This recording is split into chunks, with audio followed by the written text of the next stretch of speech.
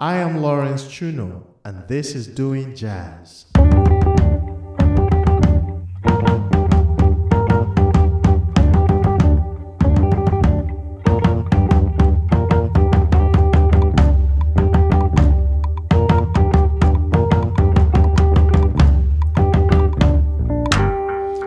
Hello everyone and welcome to Doing Jazz.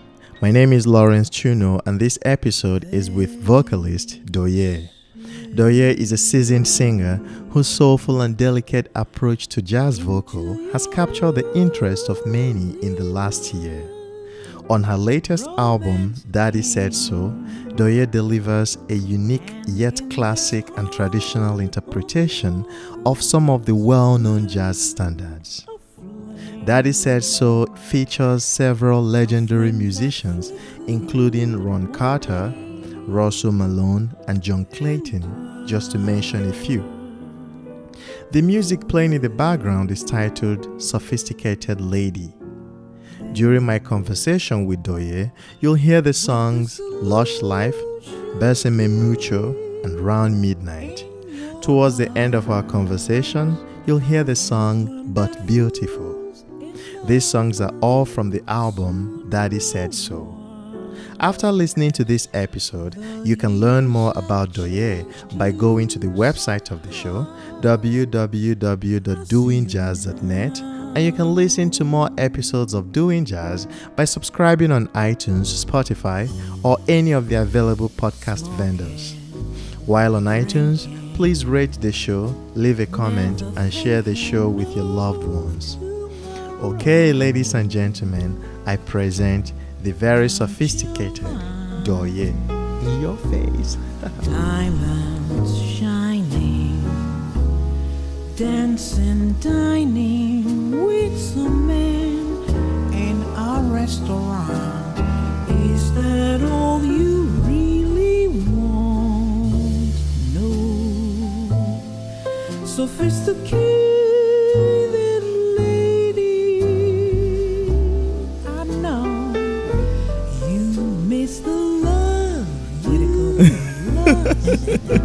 Long ago. It's art and everything. That's the way to go. That's right.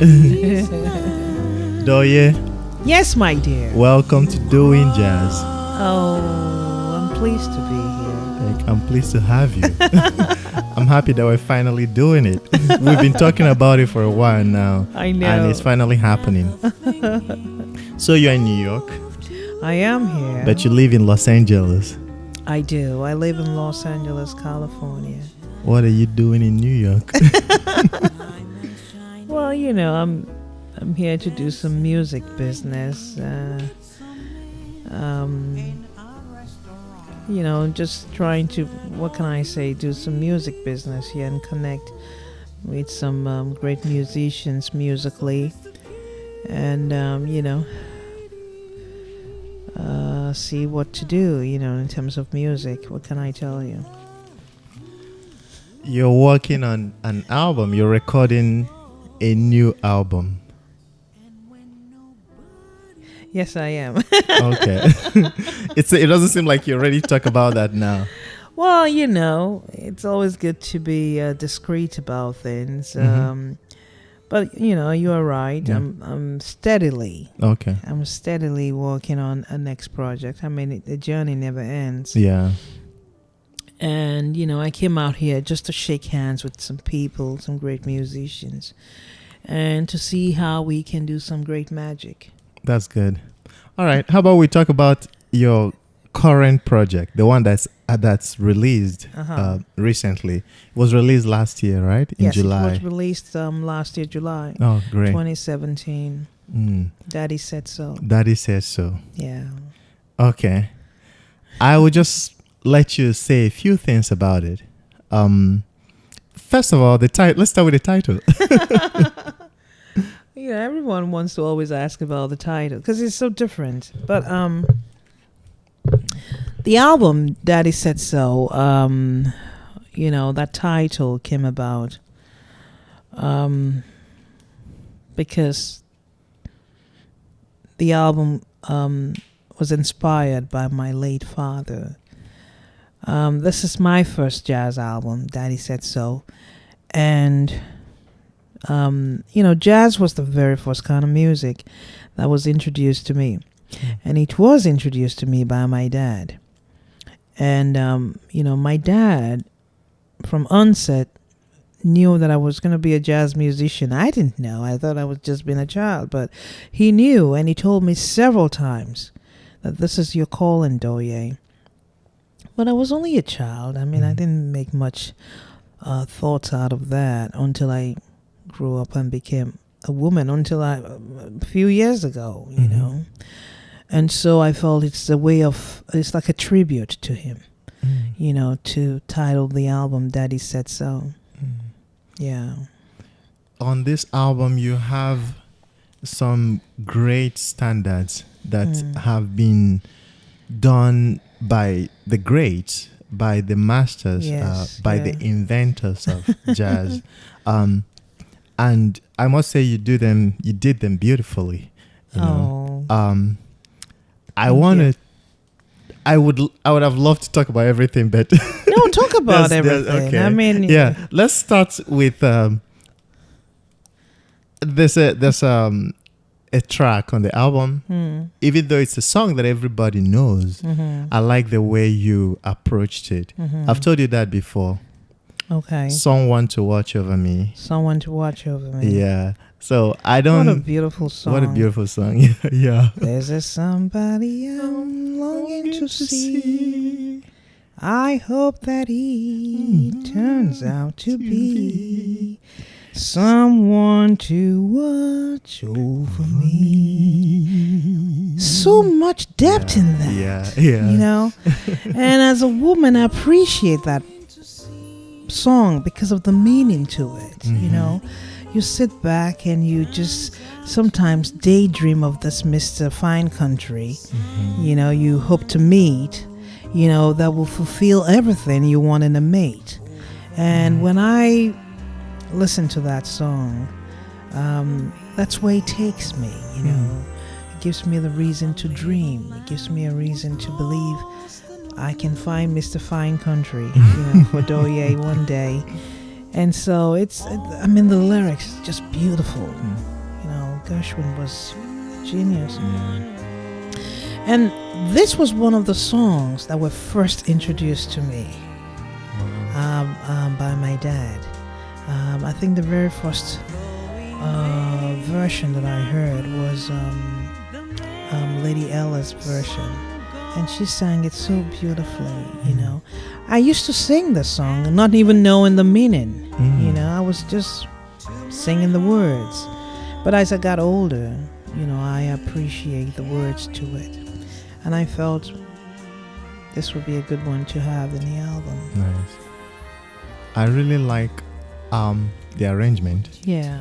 The beginning of the song was just one note, and then you came in. I don't know that the effect. It just did something to me, and I just can't describe it. But I really liked the way that happened. That came out. Yeah. Well, these songs have been done 10 trillion times, and will be done 10 more trillion times. That's why they call standards. And so, when you treat them, you want to treat it from a different perspective, and you want to look at it from your own sense of identity as an artist. And I felt this was the way I wanted it. And I'm grateful that it turned out right. Yeah. One of them is Lush Life. I love Lush Life. One of the most, I would say, this is me, one of the most difficult songs extremely difficult. To I used to visit all the very gay places. Those come what may places where one relaxes on the axis of the wheel of life. I mean, it's difficult, but again, I love the songs, Lorens. What can I tell you? When you love something, you give it your all. You really want to find a way to give it your all. And so these songs, I feel they're just part of my life. And I sing them sometimes. I wake up in the morning and a tune comes up in my mind, and I just start singing it a cappella. And all of that is making me to understand the spirit of the song, the lyrics of the song, the meaning of the song, the depth of the song. And when you understand all those concepts of a particular song, it's like the beauty of it comes out, when you sing it or when you perform it. Lush Life is a very deep song. Yeah. When you sit back and listen to the words, and Then you came along. I know. And tempt me to madness. I thought for a while that your poignant smile was tinged with a sadness of a great love with you for me. What a beautiful song. Billy Strayhorn was just, he was awesome. He was great. Yeah. I really appreciate and respect his artistry. That song will forever live. Yep. Yeah. Besame Mucho. Besame Mucho. Yeah. I hope I don't sing every one of them. You have to. You have to. You've started. You've started. I went to a radio station yesterday. Yeah. And the host asked me, said, Douye, when they listen to the song Besame Mucho, they will think you are Spanish. Because, it came out, so beautiful. And I said, no, I'm Nigerian, for God's sake. I'm far from being Spanish. But again, it's because I've lived with the song. I love the song, Besame Mucho. The meaning to it, that romantic idea of kiss me and kiss me again. Kiss me so much that I can bear it all. I don't know. It's a very beautiful feeling. And so this was one of the songs that I learned.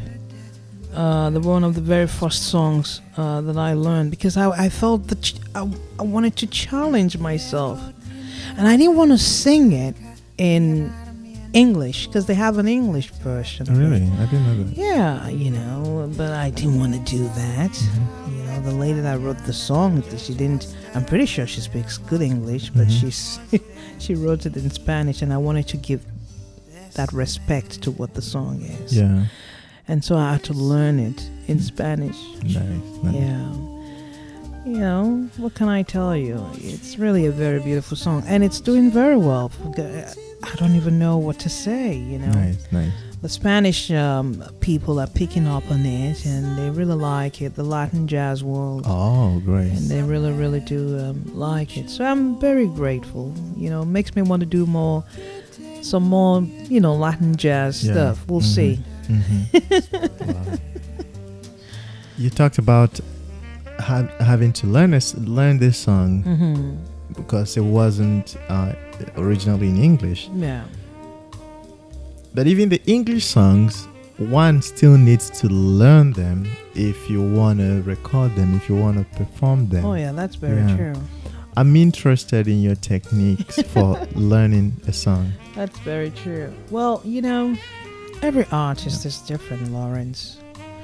My take about this whole thing been the fact that they are standards again. I always want to take time to know the songs.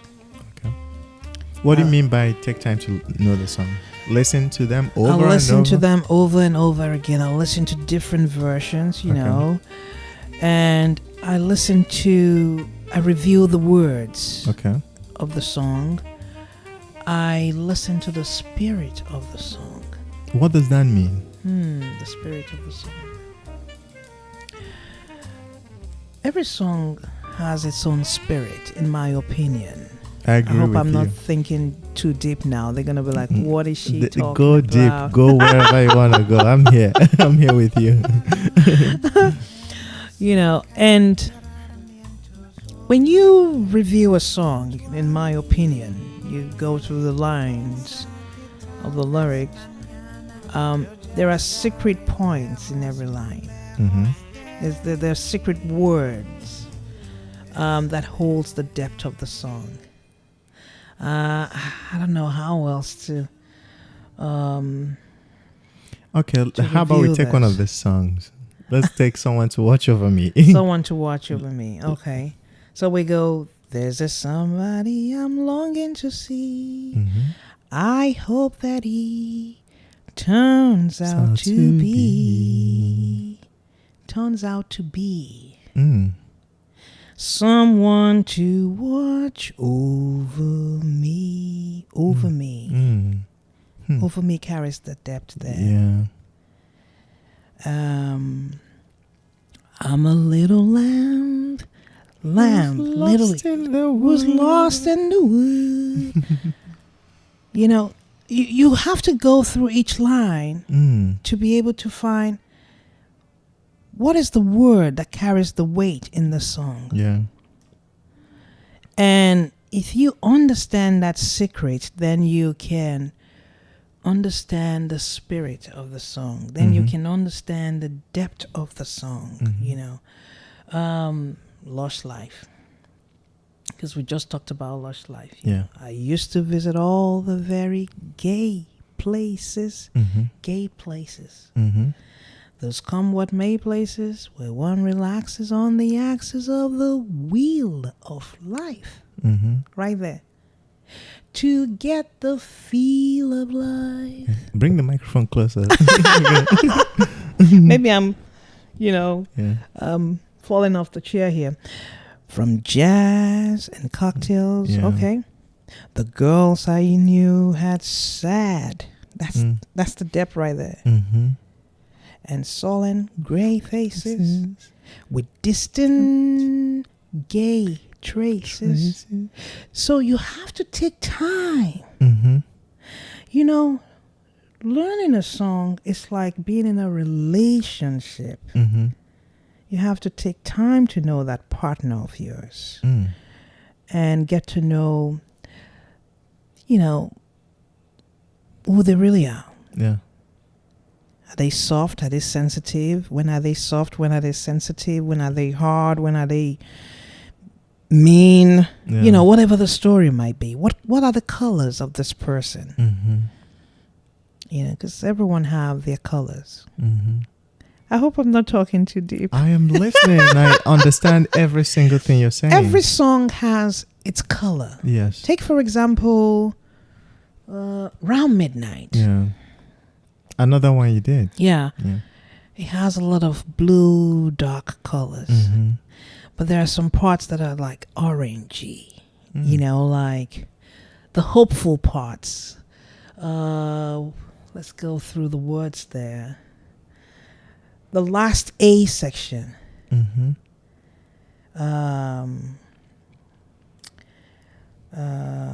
Let our love take wing. Let our love take wing. Some midnight, round midnight. That's an orange part of that song.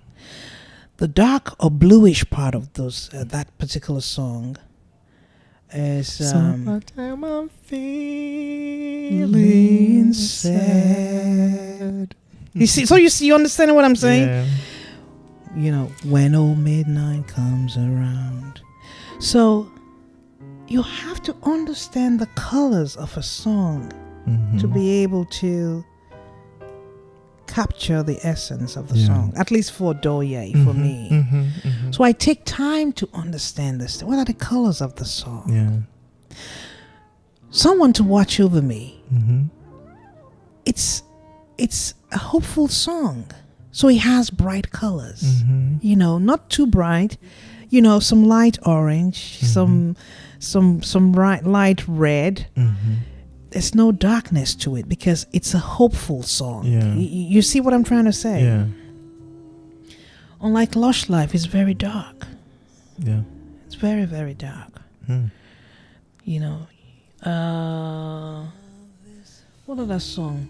But Beautiful, you know. Beautiful has a mixture there. There's a melancholy feel about beautiful, but beautiful. There's some beautiful bright colors, and there's some not so bright colors, you know. So those are all the concept of what I'm talking about when I say the spirit of a song. I hope I'm not confusing your listeners. I totally understand. I'm sure they all understand what you're talking about. You know, yeah, I don't have average listeners, trust me. You know, you just don't listen to a song for the sake of listening. You know, you want to go behind the song and see what is the story here. Yeah. Now, you talked about listening to different versions of a song that have different versions for the different people who have done the song. How do you end up narrowing down to one of them and studying that one, or do you just go through all of them and take little different things from each of them and then combine them, make your own, and find the spirit of the song through that? Okay. Yeah. I listen to different takes just to see how people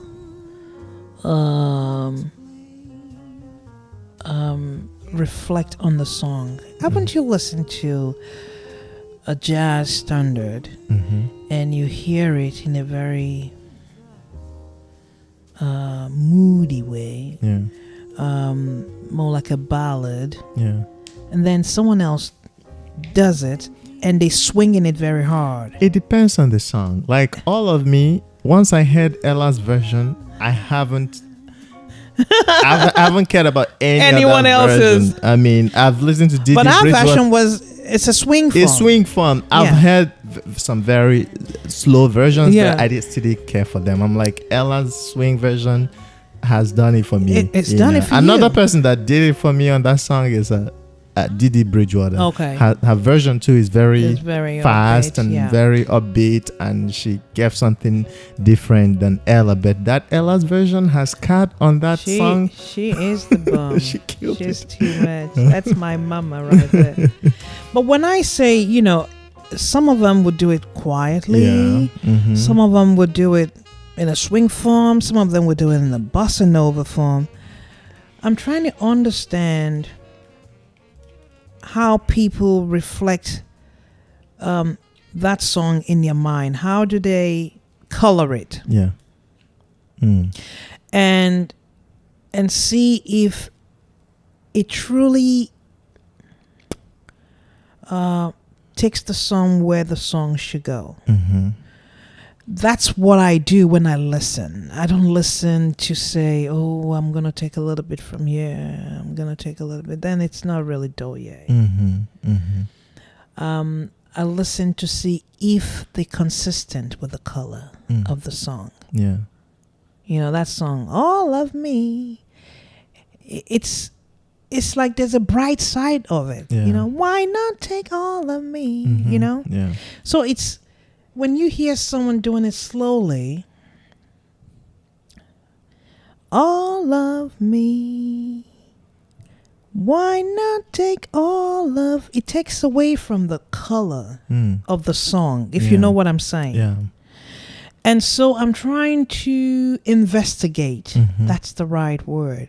When I listen to different versions, I'm investigating. Like, is it valid? Yeah. What they're doing out there, is it valid? Does it make any sense? Does it do justice to the song? Does it bring out the colors that I envision the song to have? But then again, everyone looks at the songs differently. And so at the end of the day, I have to sit down after listening to everyone else's and say, how do I internalize? Yes, how do I feel it? How do I hear it? How do I see it? What are the colors I see in this song? That's when I start my own definition of or song. interpretation of the song. How long does it take you for each song? How long do you let each song Every song is different. rest in you? Some comes easy, Yeah. and others just takes time. It's just like, you have children, Yeah. one is very tempered, Mhm. the other one is very easy, Mhm. another one is, Yeah. a loner, the Yeah. other one is outgoing. Yeah. Every song is different. Mhm. You have to go with the pace of the song Yeah. and how much you really want to be open and vulnerable. With the song. Yes.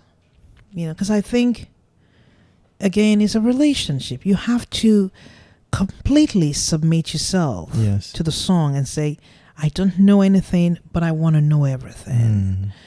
And you surrender yourself to the song and just let the song lead the way. Yeah. When you let the song lead the way, you never almost can fail. At least in my opinion. I don't think you can fail. Yeah. Yes. It's when you're trying to lead the way Mhm. and make the song secondary, then that's a problem. You're not listening Yeah. to the song. Wow. Deep, Douye. I hope it makes sense to It makes the sense. people that are listening. It makes sense. Now, I won't let you leave without talking about this. What is it? I'm Okay. scared to know. You did something that's almost impossible. This is your first jazz album, Yeah. self-produced, Yeah. self-released. But you have some heavy hitters. All of them Yeah. on this album. You have Ron Carter, you have Kenny Barron, John Beasley, Russell Malone, Roy McCarty, Jonathan Blake, John Clayton. How were you able, I don't even know how you would be able to, how one person would be able to get all these people to be on one album. I know. How did this start? How did Why did this it all process started? of getting them together, and how did it happen? Let's just say I'm grateful. I believe in my artistry so much, and it's not about me at all, in my opinion. It's about the music. That's my motto every day when I wake up to do music. I tell myself it is definitely not about me. I'm just a messenger. I'm just an instrument. I'm just a tool, to showcase this work called music that we do. I didn't know any one of those people personally. Can you imagine? Wow. None of them. And what I did, first of all, was I did demos with just piano and vocal. Just to showcase basic of what, my voice is. And I reached out to these fellas, each one of them individually. This is a demo of a song that I would truly like for you to work with me on. And it would be an honor if you can do that. And those cats, they don't need me. I mean, I'm very new in this forum called jazz. At least professionally. And, almost all of them say, all right, I'll listen. And if I dig it, if I like it, I'll reach out to you. And I said, okay. And I send it to them. They listen. It's almost instantly, they all reached out back and say, I like your voice. I will work with you. Everything else is secondary to me. Wow. So, I don't know if that's where the magic came from. You know, I was just being true to my emotion. Nice. And I was being true to my artistry, and I was being true to the music. And I think they probably got that. They detected that in the demos, you know, that I sent out. Just plain vocal and piano. You know, they listened to it and they could tell the vulnerability in my sound, and they could tell the truth in my sound. You know, and you see, these cats, they've been around forever. They know this. They live. Yeah. They are jazz. Yeah. And they know when something is coming from the right place. They know. And so I think that's where the magic is. They listened and they were like, yes, I'm going to work with her. Nice. So it's not like my father was their friends or anything of such, you know. No. As a matter of fact, when I reached out to Mr. Kenny Barron's manager, her name is Miss Karen Kennedy, she said, you know, he doesn't do this, but I will approach him with your demo. And it's up to him to say yes, you know, or no. And I said, okay, that's good enough for me. And she said, you know, give me some time, because he's on tour, because he just came out with that album then, Intuition. Give me some time and I'll I'll let you know what the outcome is. And I said, okay. A few days later, she called me. She said, I can't believe it. He called me back and said, I want to work with this girl. You know, and tears came through in my eyes when she called me that day. I couldn't believe it. Yeah. You know, so what am I trying to say here? Just be true to your art. You know, and for me, my motto is, it's not about me. It's really not about me. Again, I've always looked at myself as a messenger. You know, and just let the song lead the way. And that doesn't happen until you've completely surrender yourself to the song. So before I even did the demos, I did all those things that we talked about. You know, I took time to listen to the song, even though I knew the words very in and out. I took time to listen on a deeper level. I took time to understand the secrets of the words within the lyrics, and know who are the ring bearer here. You know, what are the words that are holding the depth of each line. You know, and just gave myself up to the songs. Nice. Before I even thought of doing the demo. Nice. So, you know, I want to believe I'm lucky, but I think it's beyond that. You know, it's me, you know, putting the good work, and that good work reflecting in that basic demo that I sent out. Did you do all the songs? Yeah. In that demo, the whole 14 songs? Yes. Were, okay. I did all of them. I did a demo. Was it in a studio or just? Oh, yeah, it was in a studio. Just basic piano and vocal. Nothing more. Run it through once. You know, from top to finish. That's it. Nothing extra. No mixing. No. Just run it once and send it out organically, as it was. Nice.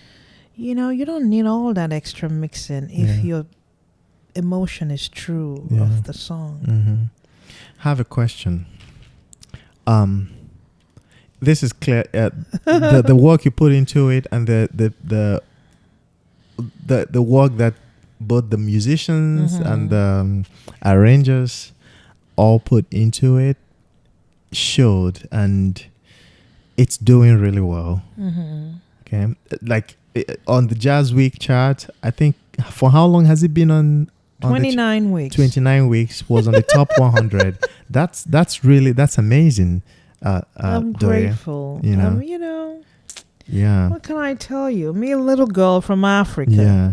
So my question is this. This is a question for that I think other artists would be very interested in knowing. Mhm. You have this successful album. Yeah. What's the best that you put a lot into it? Yeah. My question is, what's the best way to make this translate to the next level, to port it to the next level? Like, is that something you've thought about?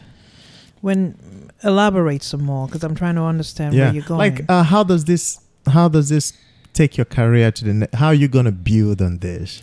It's already established. Okay. Something for me. Yeah. How many? I'm not braggadocing. I don't know of how many new artists. Don't forget, I came from R&B world. Yes, we're going to talk about new that. artists. Yeah. In the jazz world, you put out the first jazz album, and it stayed for 29 weeks. Yeah. I'm not certain if there are many. And so this album has paved the way for me. This album has done what it needed to do. What it needed to do for Douye. Nice. I like that. And it's given me a reason to challenge myself even more. Mm-hmm. That okay. You got to keep that standard. I'm someone with very high standard. I see that. Even your artwork. Yeah, look at your artwork. It's like I don't fool industry around. standard. Yeah. By the way, shout out to our mutual friend Zemaudu. Zemaudu. Yeah, he did one of your. He did two. He arranged two. Yeah, and it's so funny. Nice. I told Zem, I said, listen, you're gonna do the song that will be the first cut in this album, so you better come tight and right. He said, yes, ma'am. He's so sweet. So he did But Beautiful. And which one? But Beautiful. And I was like, you better come tight and right.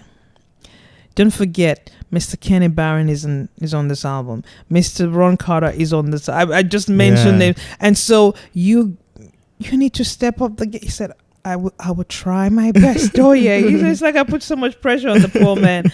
But, I wanted him. Which other one did he do? But Beautiful and All the Things You Are. And All the Things You Are. Oh. Yeah. All the Things You Are. Nice. And he said, is there anything in particular you will want for But Beautiful? I said, I want you to start with my voice. So love is. Then the band comes in. And he said, I'm just curious, Douye, why is that? I said, well, because it's a jazz vocal album. And I want the vocal to lead the way. And it came out beautifully. Yes, it did. It came out beautifully. Oh, now you talked about being in the R&B world. We're going to talk about that. So let's find our path. Let's just start from the beginning, and we can go Lawrence back. is going to keep me here for 4 or 5 hours. I know where you're from, but I want you to tell us, where are you from? I'm from Nigeria. And that's in West Africa. I was born in Lagos. People know Nigeria by now. Some people Hashtag don't. shithole.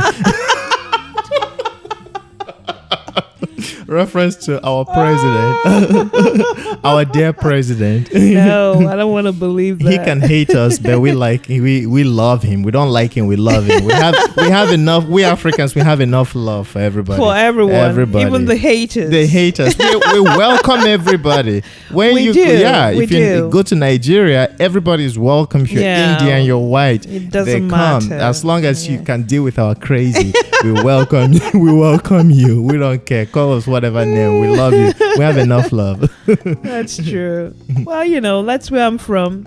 I don't want to say shithole, but I think Nigeria, it's like any other country out there. They do have their issues, but they also have a lot of beautiful things. I'm one of them. I consider myself to be a beautiful person from that part of the world. The culture is extremely rich. The food is just fantastic, and there are loads of Nigerians that have a big heart, out there that are doing great things out there. Like Douye. Hey. You know, Douye could be everything, but she's beautiful, beautiful. You know, and so, you know, we should look at it from that perspective, you know. Well, that's where I'm from. You know, my parents are from Bayelsa. But I was born in Lagos. Okay. I was born in Lagos. And what can I say? I speak some Yoruba. Nice. Nice. I speak Igbo. Okay. Yeah. Kedu kwanu. Odima. Okay. So, did you go to school?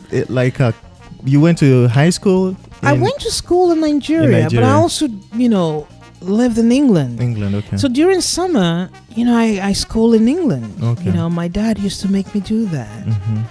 And so I have both world inside me, you know.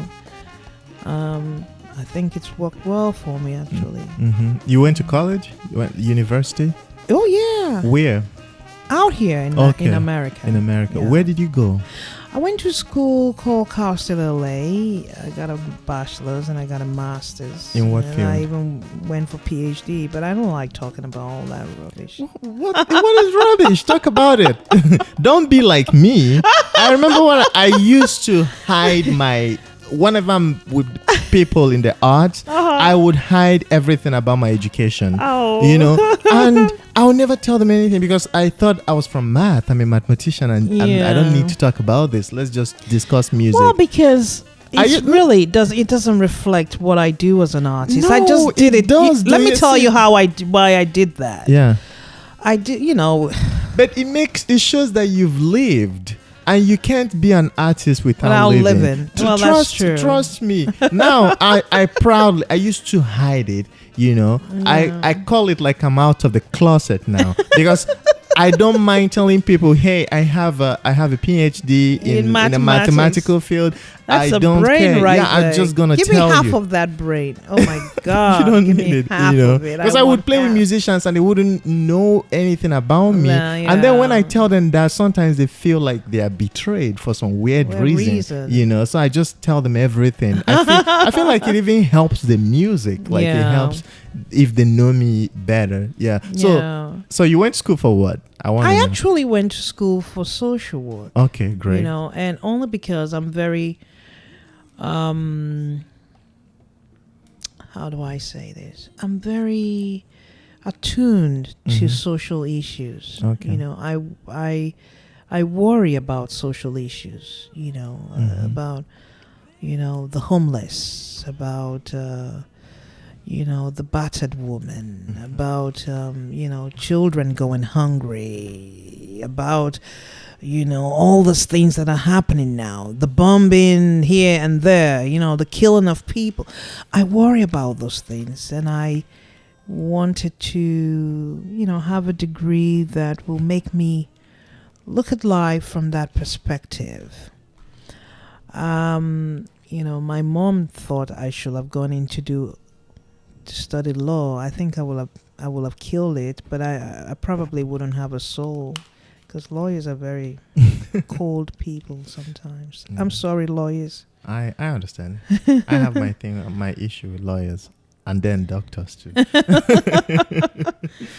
So, you know, I didn't go to school to use it for anything in particular. It's just to understand the social system. Okay. And the social concepts of the world and how I can use that to improve the world. Okay. You know, and it's so funny. You know, as a singer, we using music to heal people. Of course, we communicate with exactly. Spirit, you know, like you talk about the spirit of the song. When you're singing a song, even if the song doesn't have lyrics, you're communicating with the spirit, with the soul. Yeah, with the soul. You see, and so I guess it's worked for it's done its work. You know, the degree has done its work for. I don't know. Of course, you know. So while you were doing your degree, were you also interested in music? Oh yeah, I've always done music. Okay. Another reason why I did it was because, you know, we're from Nigeria. Your family always say, my dear. You just have to have something else on Yeah. the side, just in Yes. case. You know how those big aunties and Mhm. uncles talk. And in a way, it made sense. And I was like, okay, just to have something on the side, just in case. And social work is something you can always get work if you want to work, I would think. There's always social issues to tackle Yeah. in society. Mhm. And so I felt, okay, I guess I can use that Mm. So, when needed. when was your first gig in music? Wow, I think I was about 12 in Nigeria. Okay. Yeah, I had a band Oh, okay. in Nigeria, and when I was 7, I knew I was going to be a singer. Mhm. And the good thing about that was my father was very encouraging, because Yeah. he knew from onset Mhm. that this was going to be my path. So he never held me back or say, you got to go study engineering or something like that. He said to me, this is your calling. This is your bread and butter. You go for it. And I really appreciate him for that. That's also one of the reasons why my first album Yeah. in jazz is titled Daddy Said So. Nice. Because he used to always tell me, Mm. When did you move to the US for school? oh, gee, maybe 100 years ago, 101, I don't know.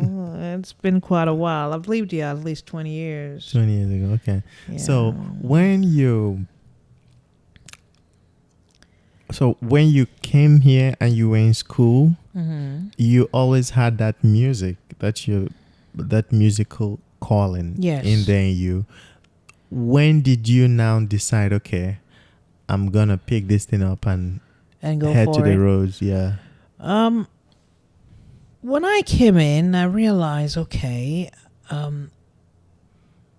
I needed to work on my voice. Okay. And so I went to a school called Musicians Institute. Mm-hmm. That's in Hollywood, in California. Yeah. And whilst I was there, a lot of my instructors, professors, they got attuned to me. They, took interest in me. Yeah. And they started connecting me to other people out there. Mm-hmm. And one of the people that was connected to me is a fella who is now like my musical father. Mm-hmm. His name is Terry Shattuck. Hmm. And he's a songwriter. He's a pop songwriter. And he's from England. So I met with him, and we talked quite a bit. And I started learning from him, the music business, the way to tackle a song, the little bitty things as to making an album, and all that good stuff. And in that process, we now wrote my first album titled Journey, the entire album. And I put it out and wrote the second album as well, called So Much Love. Mm-hmm. Put it out. But at the end of that, I was getting ready to think of a third album in R&B. Mm-hmm.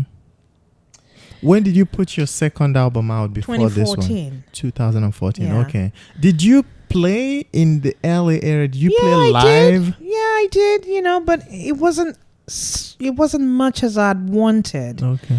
LA is a very tricky place when it comes to performances. Okay. It's almost like a pop culture kind of a thing Yeah. there. And this is an R&B kind of a thing, And the few places that I approached, they're like, okay, you do R&B, but you don't do a typical R&B. And it's like, what is a typical R&B, you know? So I was kind of thrown aback by that, but I wasn't wounded by it. I just felt, I would just keep forging on. Mm-hmm. But that was when, I want to say, before my dad died, my dad had a conversation with me. Mm-hmm. He asked me to promise him that when I become a woman, I will do jazz. Hmm.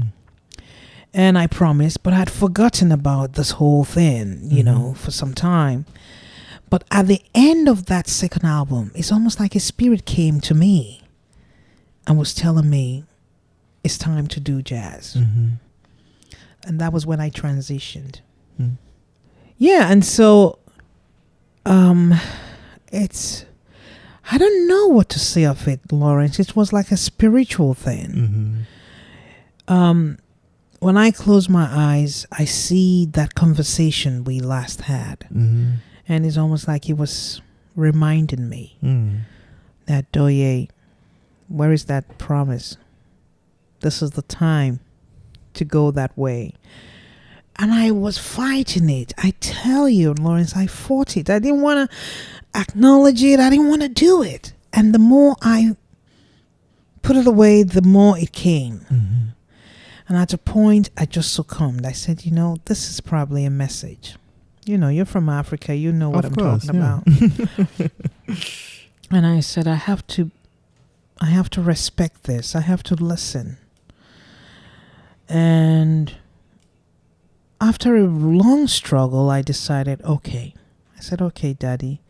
It's almost like I was talking to him. I said, okay, I'm going to do jazz. I'm going to do jazz. I was struggling because I was already establishing myself as an R&B singer. And you know, it's a lot of work to get any kind of attention in anything musically, you know. And I was already getting some attention. And I was like, going into jazz is like starting all over, if you see what I'm trying to say. And I was really struggling with that. I didn't want to do it. But the more I fought it, the more it came at me like a real heavy hurricane. And at a point I said, okay, I'll do it.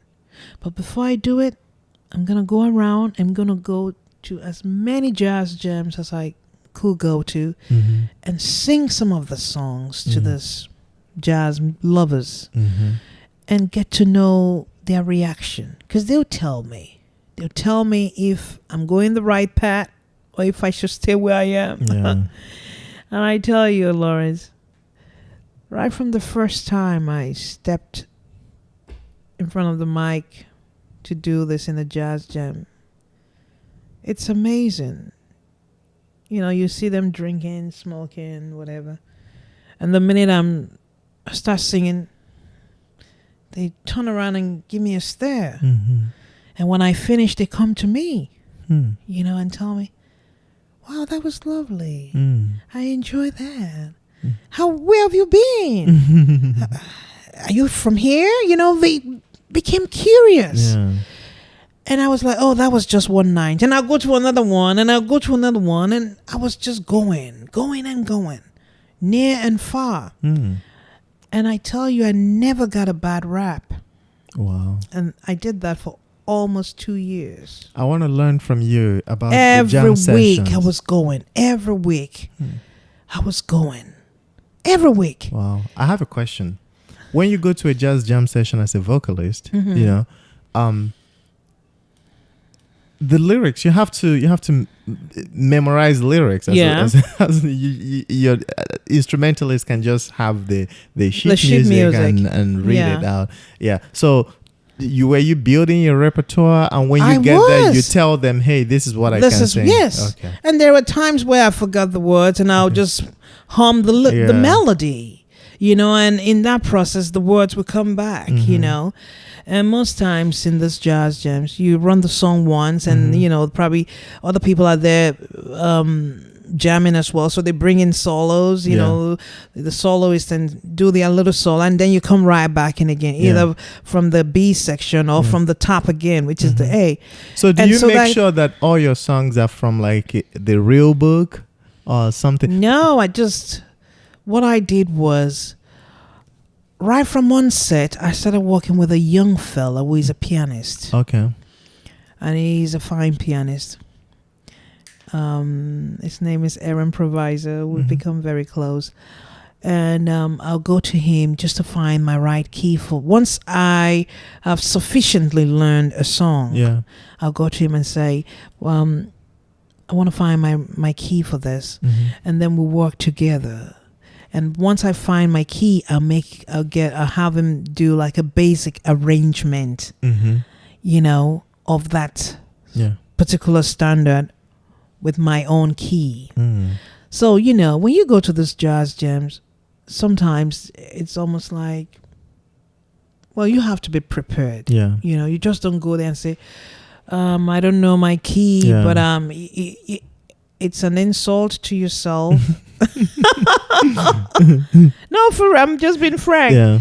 And you give them reason to look at you stupidly. Yeah. So do you have your own arrangement? You give them that basic arrangement. Okay. I go there prepared. Yeah. Like, I'm going to do the song and here's my and I make copies, for, at least 4 copies, Wow. because you may have you will have a pianist there, you have a bass player there, you have a drummer. I make sure I have like 4 copies, and don't forget, they don't normally let you do more than maybe 1 or 2 songs. Yeah. You see? So it helped me to build my repertoire. And it gave me a reason to know more songs. You see what I'm saying? Yeah. And so I'll make this basic arrangements, and give it to them. And so right there, they have respect for you. They're like, she's ready. She knows what she's doing. And, we'll take it from there. And once you learn it in that key, I mean, you can always change the key.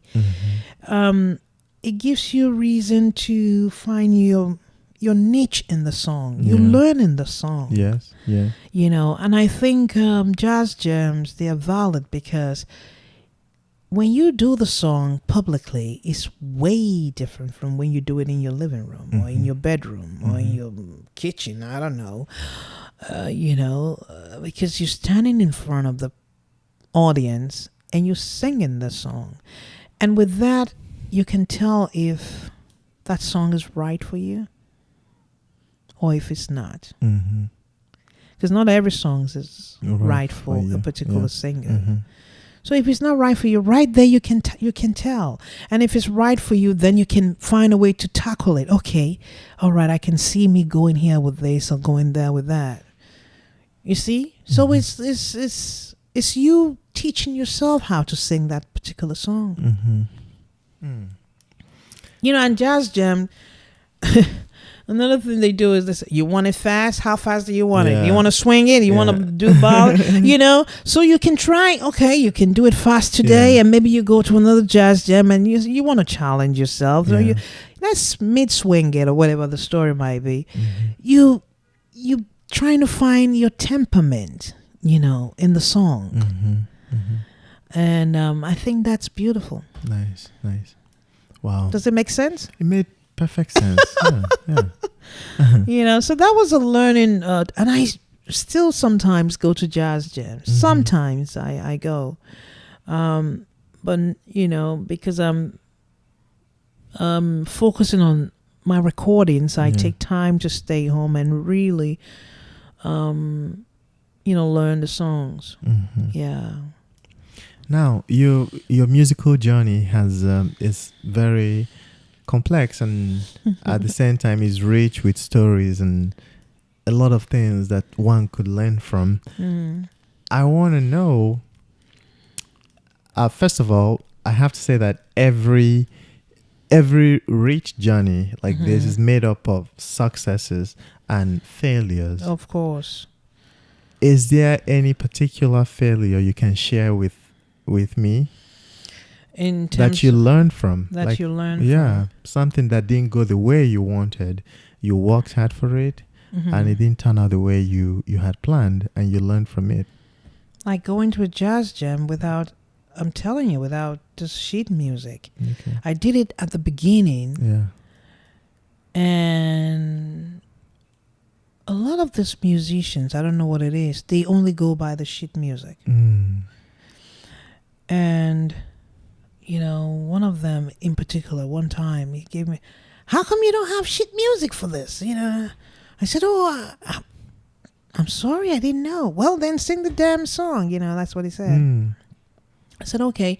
Right there, I froze, like, Yeah. oh, I think I must have offended him, and then I got up in front of the mic and I just started singing and I forgot the words and I was like, oh my God, this guy threw me off. But right there after I left the stage, I said, I should never in my entire musical career give anyone that power to break me down like that. Yeah. Because this is a song I know the words in and out, but because I was threw off by the way he yelled at me, I got up on the mic and I got a little jiggery and I was like, I just forgot. I froze. I didn't know that I started, humming. And that even made him more mad. Like, what is she doing? I was in tune, but I felt I could do better. I could have done better.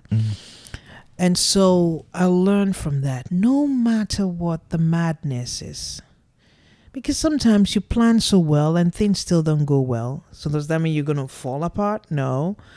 You just stay in tune with your spirit and do the best you can, without making it worse, And so I learned from it. There's so many ways, so many aspects to learn from, dealing with people, musicians, and money, sometimes. There was a particular situation I asked someone to do work for me. And I'm very good with money. And I was supposed to give him a certain amount. I was supposed to give him $200. And I went straight to the bank. I withdrew $200. And I gave him cash. I didn't count the money in front of him. I said, here's your $200. Thank you for the work. And I walked away. And he came back. He said, oh, he's $160 here. I knew I didn't take $160 from the account. If there's a bank gives you the right, the ATM will give you the correct amount. Yeah. And I was like, 160? And as soon as I took the money, I folded it. I didn't put it anywhere else, So I was kind of baffled by that, but I didn't argue. I said, okay. I just wrote extra $40. So right there, I learned if I give you cash, I'm counting each bill in front of you. Because people are they're very funny and funny and all that. There's so many, as a matter of fact, I try not to do cash business anymore. I just write you a business check. Because I know I will get that check back when you cash it. So you have a different bank account for I have a business account. A business account, okay. And every music business I do, I write a check. Never bounces. Is that your business? Is it registered as an LLC or as a sole proprietor? Sole proprietor. Okay. And I keep track of things that way. Okay. When you're an independent artist, you wear several hats. Yes. And you have to be on top of your game. You have to know what you're doing. And it really makes you a better, not just a better business person, but it also makes you a better artist. Because you are in tune with everything. So, tomorrow you get blessed and you sign to a bigger label. You know how things are run. You know what to expect. You know what is supposed to be, to have been done for things to work right. Yes. Instead of you just all in the loop. Oh, I don't know. What don't you know? Now, I have a question for you. What does success mean for you? What does it mean to you? Well, it depends. I mean, on what in level? this game, I think success for me as an artist, there are different aspects of success, but in terms of an artist, Yeah. a recording artist, is you putting out your very best and people from nowhere, not even knowing you, Mm-hmm. hear your work and they fall in love with your work. It means you've done your work. Wow. If your family is loving your work, that's not success. Mm-mm. You need people that don't even know you at all from Yeah. anywhere, and they hear your work and they look for you, Mm-hmm. you know, and that is success. Yeah. You know, giving your very best and knowing very much that you've given your very best. Mm. You know, if you're in tune with your artistry, you will know when you've given your very best, Nice. you know. And, you know, for me, I keep a very high standard. I don't know how else to say it. I'm very hard on myself. Mm-hmm. You know, when you know me on a personal level, it's sometimes almost painful. You know, I'm always thinking, how could it be better? Is this good enough? You know, I look at it from different perspective. I look at it as the artist. I look at it as the consumer. I look at it as the record label. I'm always trying to nitpick things, Yeah. you know, but you have to be careful about that because art itself shouldn't be perfect. Mm-hmm. And so you should know when to stop. Yeah. Mm. You know, it's a special thing to know when to stop because sometimes you overpeak.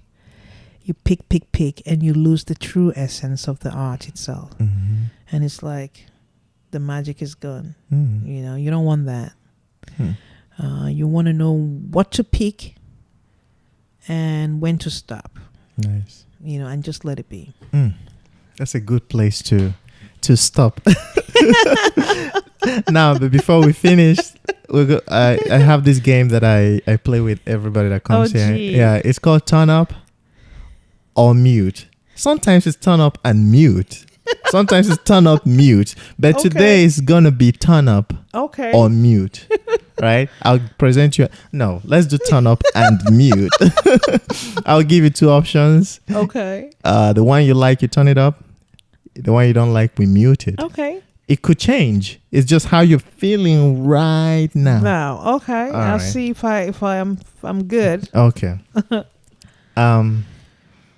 Let's go Nigerian first. Okay. Egusi soup, okra soup. Oh. Which one do you turn up? Which one do you mute? My favorite is ogbono, so I don't know what Okay. to say. Well, but oh no. So that's why ogbono is not in the option. But you eat egusi and you eat okra. So I want which to one? say egusi. Egusi soup. Yeah. Okay. So for the Nigerians, for the non-Nigerians listening to this, we have different types of dishes and that we eat with what we call fufu. We eat it with soup, what we call soup, but it's actually stew, right? There's a goosey soup, like a goosey stew, and there's okra stew. We call it okra soup, you know. So Well, the they'll option- call it okra soup. okra, yeah, whatever they call it. Even okra is an Igbo word. Do you know that? Oh, I didn't know Yeah, that. it's an Igbo word. It's okra, but then the English may call it okra. Okra. Yeah. Oh. Yeah, so you choose egusi soup. Okay, good. Let's fast forward. Next Skip one. go next one. I'm liking it. Yeah. Ella, Sarah. Why must you do this to me? Well, this is just for now. How are you feeling at this moment? If you go to your I want to radio. say Sarah. Okay. Why? Do I explain why? Or? Yeah. I see myself in her. Okay. My number one teacher, though, is Ella. Mm. But I see myself in Sarah. In Sarah. I like... when I treat the songs... I'm also getting to know myself as a jazz singer, and I've come to realize I hold notes. I drag the notes. I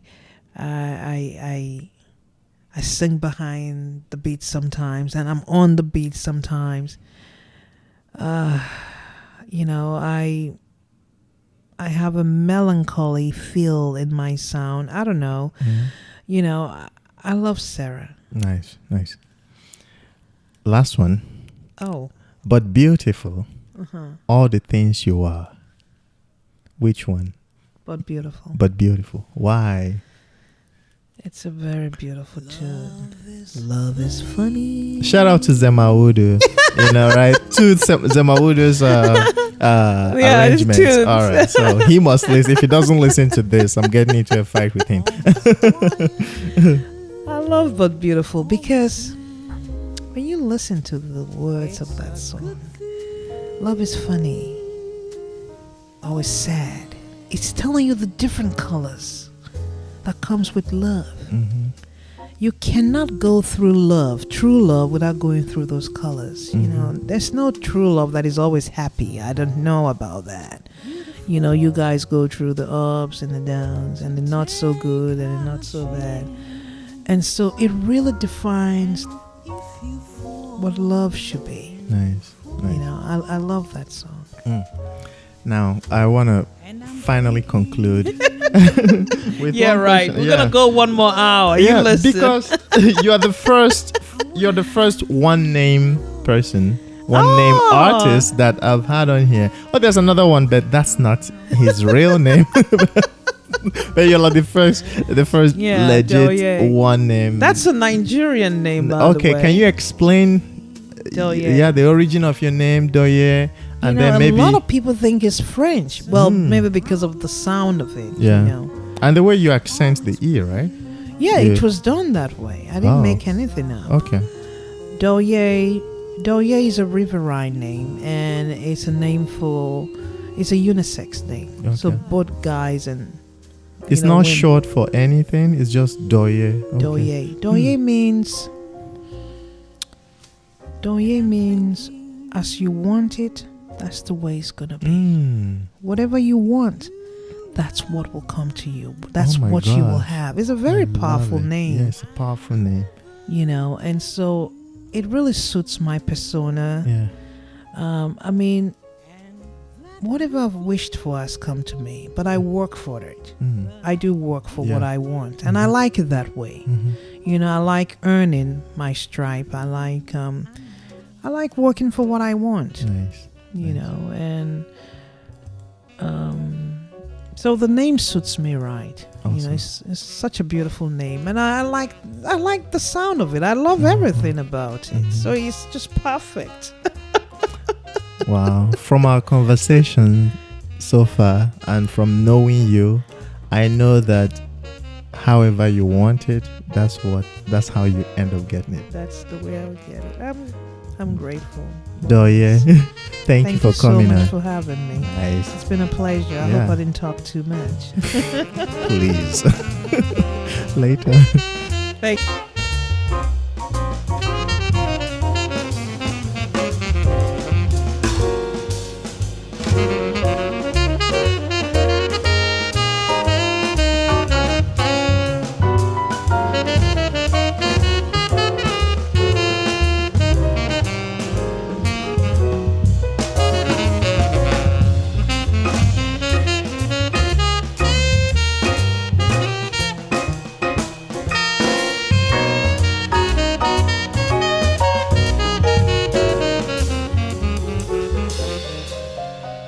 Love is cheerful,